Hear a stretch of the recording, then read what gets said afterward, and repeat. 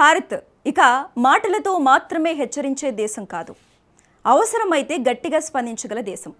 జాతీయ భద్రతా సలహాదారు అజిత్ దోవల్ చేసిన తాజా వ్యాఖ్యలు భారత వ్యూహాత్మక ఆలోచనలో వచ్చిన మార్పును స్పష్టంగా చూపిస్తున్నాయి. పరిణామాలు ఎలా ఉన్నా దేశ భద్రతకు అవసరమైన చర్య తీసుకునే సామర్థ్యం భారత్కు ఉందన్న సందేశం ఇందులో ఉంది. సింధూర్ తర్వాత భారత నిరోధక శక్తి ఎలా మారింది? స్వదేశీ రక్షణ సాంకేతికత ఎందుకు కీలకంగా మారుతుంది?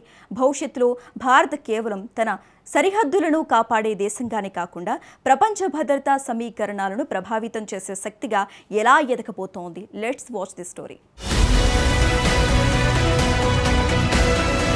భారత్ ఇప్పటి వరకు సహనం పాటించిన దేశంగా ప్రపంచానికి కనిపించింది.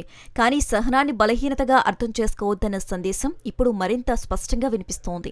భారత భద్రతా సలహాదారు అజిత్ దోవల్ తాజా వ్యాఖ్యలు ఈ మారుతున్న వ్యూహాన్ని ప్రతిబింబిస్తున్నాయి.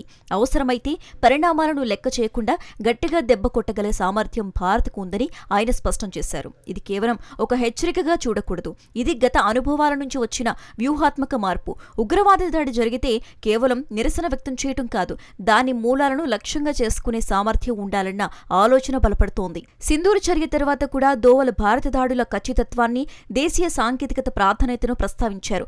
గతంలో లక్ష్యంగా నిర్ణయించిన ఉగ్రవాద కేంద్రాలను ఖచ్చితంగా దెబ్బతీసినట్లు ఆయన వివరించారు. ఇక్కడే భారత వ్యూహం అసలు రూపం కనిపిస్తోంది. యుద్ధం కోరుకోవటం కాదు, కానీ యుద్ధం రుద్దితే వెనక్కి తగ్గకపోవటం. ఇదే నిరోధక శక్తి. భవిష్యత్తులో భారత్ మరింత ఆధునిక సాంకేతికత, కృత్రిమ మేధస్సు, స్వదేశీ రక్షణ వ్యవస్థలు, అంతరిక్ష నిఘా, దీర్ఘదూర ఆయుధాలపై ఆధారపడే సామర్థ్యాన్ని పెంచుకుంటోంది. అందువల్ల దోవల్ మాటల్లో అసలు సందేశం ఒక్కటే: భారత శాంతిని కోరుకుంటోంది, కానీ శాంతిని కాపాడటానికి అవసరమైన శక్తిని కూడా నిర్ణయించుకుంటుంది.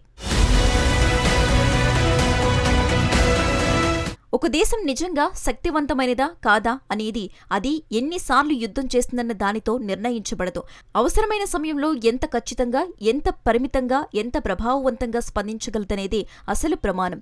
సింధూర్ తర్వాత భారత వ్యూహంలో కనిపిస్తున్న మార్పు ఇదే. దోవల్ గతంలో కూడా భారత తీవ్రంగా ప్రతిస్పందించగలదని స్పష్టం చేశారు. అదే సమయంలో భారత్ ఉద్రిక్తత పెంచాలని కోరుకోవటం లేదని కూడా అంతర్జాతీయ భాగస్వామ్యులకు వివరించారు. అంటే భారత విధానం నిర్లక్ష్యమైన దూకుడు కాదు, అవసరమైనప్పుడు నియంత్రణ శక్తి వినియోగం. ఇది చాలా పెద్ద వ్యూహాత్మక మార్పు. ఎందుకంటే ప్రత్యర్థికి అనిశ్చితి కలిగించే శక్తి నిజమైన నిరోధక శక్తి. భారత్ ఎప్పుడు ఎక్కడ ఎలా స్పందిస్తుందో ప్రత్యర్థి పూర్తిగా అంచనా వెయ్యలేని స్థితి ఏర్పడితే దాడి చేయాలనే లెక్కలు మారిపోతాయి. ఇక భవిష్యత్తులో భారత్ కేవలం సాంప్రదాయ సైనిక బలంపైనే ఆధారపడదు. మానవరహిత వ్యవస్థలు, కృత్రిమ మేధస్సు, ఎలక్ట్రానిక్ యుద్ధ సామర్థ్యాలు, అంతరిక్ష నిఘా, దీర్ఘదూర క్షిపణులు, ఆధునిక వాయు రక్షణ వ్యవస్థలు కీలకంగా మారనున్నాయి. అదే సమయంలో స్వదేశీ రక్షణ తయారీ పెరగటం భారత వ్యూహాత్మక స్వాతంత్ర్యాన్ని మరింత బలోపేతం చేస్తోంది. సింధూర్లో స్వదేశీ సాంకేతిక వినియోగంపై దోవల్ ప్రత్యేకంగా గర్వం వ్యక్తం చేశారు. కాబట్టి భవిష్యత్తు భారత్ అంటే కేవలం పెద్ద సైన్యం కాదు, సాంకేతికత, నిఘా, పరిశ్రమ, ఆర్థిక శక్తి, దౌత్యం, నిర్ణయ సామర్థ్యం అన్నిటినీ కలిపిన సమగ్ర శక్తి. భారత ఎదుగుదలను కేవలం ఆయుధాల సంఖ్యతో కొలిస్తే అసలు చిత్రాన్ని కోల్పోతాం. భవిష్యత్తులో భారత శక్తి అనేక రంగాల కలయికగా మారిపోతోంది. రక్షణ తయారీ పెరగాలి, స్వదేశీ సమాచార వ్యవస్థలు బలపడాలి, అంతరిక్ష నిఘా మరింత ఖచ్చితంగా మారాలి, కృత్రిమ మేధస్సును భద్రతా వ్యవస్థలో వేగంగా ఉపయోగించాలి, దీర్ఘదూర దాడి సామర్థ్యాలు పెరగాలి. ఇవన్నీ ఇప్పటికే భారత రక్షణ ఆధునీకరణలో ప్రాధాన్యత పొందుతున్న అంశాలు. దోవల్ స్వదేశీ సాంకేతికతపై పెట్టిన ప్రాధాన్యత కూడా ఇదే దిశను సూచిస్తుంది. దీని అర్థం చాలా లోతైనది. భవిష్యత్తులో భారత్ ఏదైనా విదేశీ సరఫరాదారుపై పూర్తిగా ఆధారపడకుండా తన రక్షణ అవసరాలను తానే తీర్చుకునే స్థాయికి చేరుకోవాలి. అదే సమయంలో ప్రపంచంలోని అనేక శక్తులతో భాగస్వామ్యాలను కొనసాగిస్తూ వ్యూహాత్మక స్వాతంత్ర్యాన్ని కాపాడుకోవాలి. America, Russia, France, Israel, Japan వంటి దేశాలతో సహకారం కొనసాగుతూనే స్వదేశీ సామర్థ్యం పెరగటం భారత్కు ప్రత్యేకమైన స్థానం ఇస్తోంది. సింధూర్ తర్వాత భారత సైనిక వ్యవస్థ వేగం, సాంకేతికత, స్వయం సమృద్ధి వైపు మరింత దృష్టి పెట్టినట్లు విశ్లేషణలు సూచిస్తున్నాయి. అందుకే రేపటి భారత్ కేవలం ప్రత్యర్థిని ఎదుర్కొనే దేశం కాదు, ప్రత్యర్థి తన వ్యూహాన్ని మార్చుకునేలా చేసే దేశంగా ఎదగాలి. దోవల్ వ్యాఖ్యలో కనిపిస్తున్న అసలు శక్తి అదే. భారత్ దాడి చేయాలనుకునే దేశం కాదు, కానీ భారత్పై దాడి చేయటం ఇక తక్కువ ఖర్చుతో కూడుకున్న నిర్ణయం కాదనే భావనను ప్రపంచానికి బలంగా తెలియజేసే దేశం.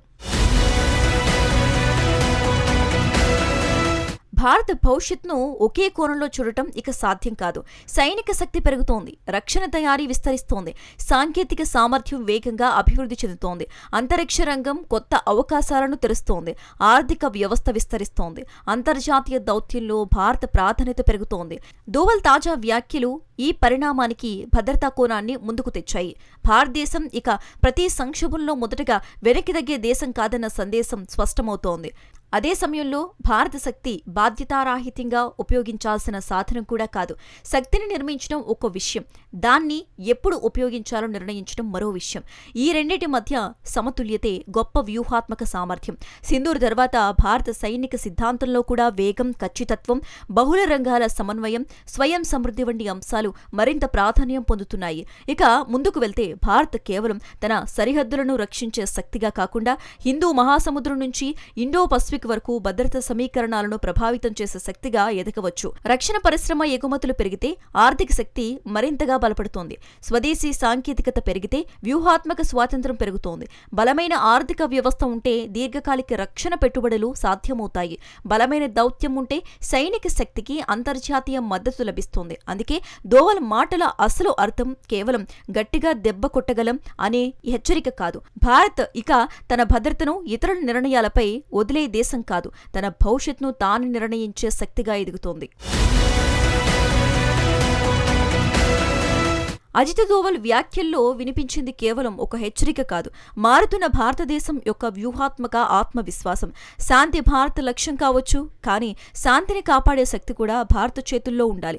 స్వదేశీ రక్షణ తయారీ, ఆధునిక సాంకేతికత, నిఘా సామర్థ్యం, ఆర్థిక బలం, దౌత్య ప్రభావం ఇవన్నీ కలిసినప్పుడే భవిష్యత్ భారత శక్తి రూపుదిద్దుకుంటోంది. రేపటి భారత్ ప్రత్యర్థి చర్యకు కేవలం ప్రతిస్పందించే దేశం కాదు, ప్రత్యర్థి నిర్ణయాలనే ప్రభావితం చేయగల దేశంగా ఎదగాలి. అది కొత్త భారతదేశం యొక్క అసలు లక్ష్యం. అదే దోవల్ వ్యాఖ్యల వెనుక కనిపిస్తున్న వ్యూహాత్మక సందేశం.